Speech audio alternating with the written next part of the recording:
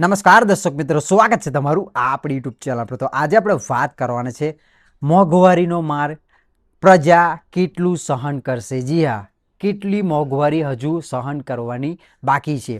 તાજેતરમાં જ પેટ્રોલના ભાવ વધ્યા હતા અને હજુ એ પેટ્રોલના ભાવમાંથી આપણું બજેટ સેટ કરીએ એની પહેલાં તો ખાંડના ભાવ વધી ગયા છે। જી હા, જે ખાંડ 40 રૂપિયાથી 48 રૂપિયાની અંદર કિલો મળતી હતી એના ભાવ અત્યારે 70 રૂપિયાથી 85 રૂપિયા પ્રતિ કિલોગ્રામ થઈ ગયા છે। જી હા, તો ખાંડના ભાવમાં 20% જેટલો વધારો થયો છે અને અત્યાર સુધીના ભાવમાં વાત કરું તો સૌથી વધારે ભાવ પહોંચ્યો છે ખાંડનો।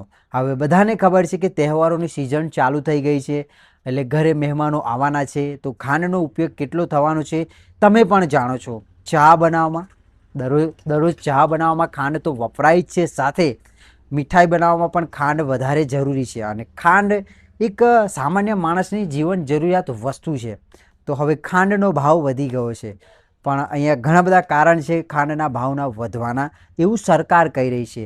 જે લોકો એવું માને છે, અત્યારે જે સોશિયલ મીડિયા પર ટ્રેન્ડિંગ મુદ્દો બની ગયો છે કે ભાઈ ખાંડના ભાવ વધવાનું મુખ્ય કારણ ઇથેનોલ દેખાઈ રહ્યું છે। જી હા, તો ઇથેનોલ વિશે વાત કરું તો પેટ્રોલમાં અત્યારે E20 એટલે કે 20% જેટલું ઇથેનોલ ઉમેરવામાં આવે છે અને ઇથેનોલ બનાવવા માટે શેરડીનો ઉપયોગ થાય છે અને ખાંડ બનાવવા માટે પણ શેરડીનો ઉપયોગ થાય છે।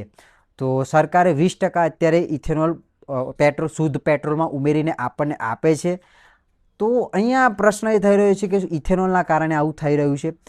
મળતી માહિતી મુજબ 31 લાખ ટન જે ખાંડ બનાવવાની હતી એના બદલે સરકારે 31 લાખ ટનનું ઇથેનોલ બનાવીને પેટ્રોલમાં મિક્સ કરીને બધાને વેચવા માંડ્યું।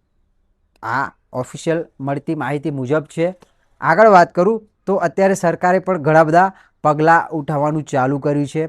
એક વેપારી જે છે, મોટો વેપારી ખાંડનો, એ 400 ટનથી વધારે ખાંડનો સંગ્રહ સ્ટોરેજ કરી શકશે નહીં અમુક લિમિટેડ ટાઈમ સુધી અને જે કસ્ટમર છે એ 15 દિવસની ખાંડ ખરીદી શકે છે અત્યારે જે નિયમો છે। અને અત્યારે ચર્ચાઓ એવી પણ ચાલી રહી છે કે સરકાર વિદેશથી 10 લાખ મેટ્રિક ટન કાચી ખાંડ ખરીદવાની છે અને એની પર પણ ચાર્જ નહીં લાગે।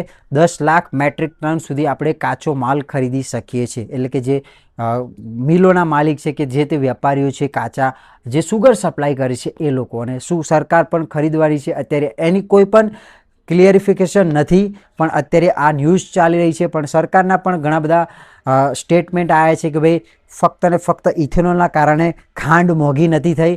ખાંડ મોંઘી થવાના ઘણા બધા રીઝન સરકારે કહ્યા છે। એવું કહેવામાં આવી રહ્યું છે કે વધારે પાણી ભરાવના કારણે વરસાદમાં જે વધારે વરસાદ પડ્યો વરસાદી સિઝનમાં એના કારણે પાણી ભરાવ થયું અને શેરડીના પાકને નુકસાન થયું છે। શેરડીના પાકમાં એક રોગ આવ્યો છે એના કારણે પણ શેરડીના પાકને નુકસાન થયું છે। જે શેરડીનો પાક થવો જોઈએ એટલા પ્રમાણમાં નથી થયો એવું પણ સરકાર કહી રહી છે અને એના કારણે જે ખાંડનો ભાવ છે એ અત્યારે વધી ગયો છે। તો સામાન્ય માણસોના ખિસ્સા પર હવે વધારે માર પડવાનો છે પણ હવે એનું નિરાકરણ શું છે? કારણ કે અત્યારે ઘણા બધા લોકો સોશિયલ મીડિયા પર આ મુદ્દાને આમ વધારે ઝંપલાઓ કરી રહ્યા છે ને પ્રશ્નો પૂછી રહ્યા છે અને ઘણા લોકો ટ્રોલ પણ કરી રહ્યા છે। અત્યારે મેં એક જોયું ઇન્સ્ટાગ્રામ પર, સોશિયલ મીડિયા પર કે ભાઈ ખાંડ એટલા માટે મોંઘી કરવામાં આવી છે કે પછી ચાવાળો કોઈ દેશનો પ્રધાનમંત્રી ના બની શકે।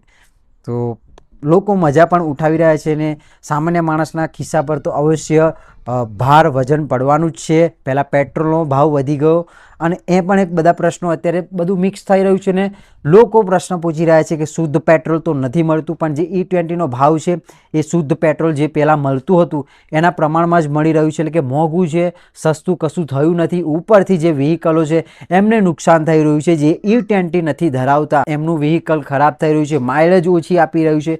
તો ઘણા બધા પ્રશ્નો અત્યારે સરકાર સામે ઊભા થઈ રહ્યા છે। તો હવે બસ અહીંયા આપણી વાર્તા સમાપ્ત થાય છે, ચર્ચા પૂરી થાય છે। તમારું શું કહેવું છે કમેન્ટ સેક્શનમાં જણાવો। ખાંડના ભાવ કેમ વધી રહ્યા છે, શું લાગે છે સામાન્ય થશે કે નહીં, એના વિશે પણ આપણે આગળ ચર્ચા કરીશું। અત્યાર પૂરતું આપણે વિડીયો અહીંયા સમાપ્ત કરીએ છીએ। વિડીયો ગમે હોય તો લાઇક કરો, શેર કરો અને કમેન્ટ સેક્શનમાં તમારું મંતવ્ય જણાવો। બાકી મળીએ કંઈક નવા વિડીયો સાથે। જય હિન્દ, વંદે માતરમ।